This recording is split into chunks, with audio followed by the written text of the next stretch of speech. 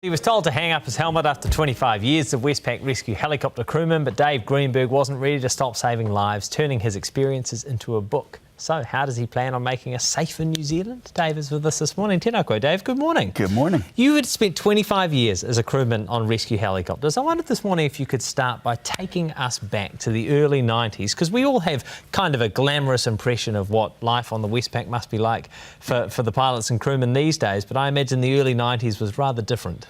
It was not glamorous today either. It's a lot easier today, some better equipment, but early 90s down in Wellington at Life Flight, we had two volunteers.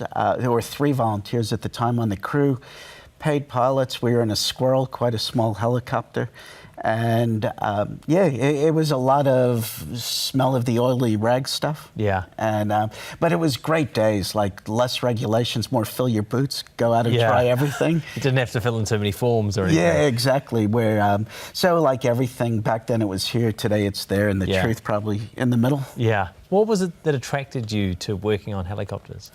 I'd been a volunteer. I always wanted to be a fireman, and I'd been a volunteer fireman and ambulance officer, EMT in the States, and I got very lucky. Got on John Goldswain, who hired me into the helicopter, and just today, tragically, is the 3rd anniversary of he passed away way too early. But he was a great mentor and boss, and brought me in, and with Dave, just taught me the ropes, and had a good time in the early days. You say it's not glamorous. Tell us what a typical day in the life of a crewman is like. What's it like on board?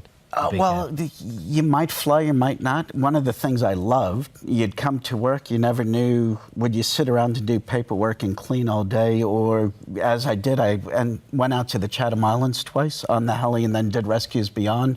Never knew what you were going to do, who you're going to do it with. But it was always team effort. Like, I get a lot of credit over the years because I did the media stuff, but wouldn't go anywhere without the excellent pilots we have and the paramedics and doctors and nurses. Yeah, you had some hairy adventures, and actually the book opens with you, I think, dangling from a rope from a helicopter, being thrown into an ocean looking for someone who was missing and trying to fight these enormous waves, knowing that you only had a couple of minutes before the helicopter had to be off again. There must have been some pretty hairy experiences. With that one was particularly hairy. We rescued Chris, and we were rescuing 9 off a yacht, and Chris fell out of the harness back into the sea, and we lost him we lost sight of him immediately. And we couldn't find the yacht initially because the waves were so big. So finding a person was quite, we didn't have a lot of hope of finding him. Yeah. And then when we did spot him, I got winched down, and as I was going down, got slammed by a big wave, and best day. Yeah, yeah, the best day. Well, finding him again made it the best day. It was a pretty crap day up until then. In 25 years, were there experiences that had perhaps a more difficult impression on you? And I think of the Air Force Iroquois crash, which you were involved with. Yeah, that was certainly a tough day at the office. Finding helicopter crew, or the wrecked helicopter, and 3 deceased, and miracle there's any survivors.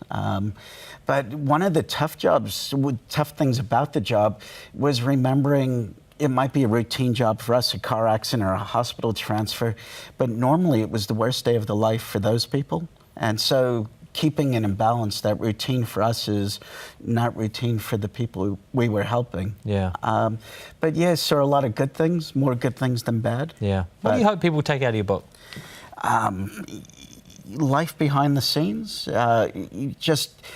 It's my story telling a team story, so it's quite unique. I talked to everyone involved in the specific stories to make sure it told the story pretty well, but it's kind of a behind-the-scenes look at all.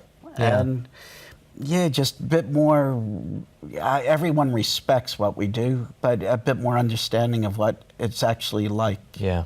Well, thank you so much for writing it, Dave. The book is Emergency Response. Dave is a great storyteller, and there are a whole heap of adventures in here. It's available now, Dave, is that right? It is, from today. Fantastic.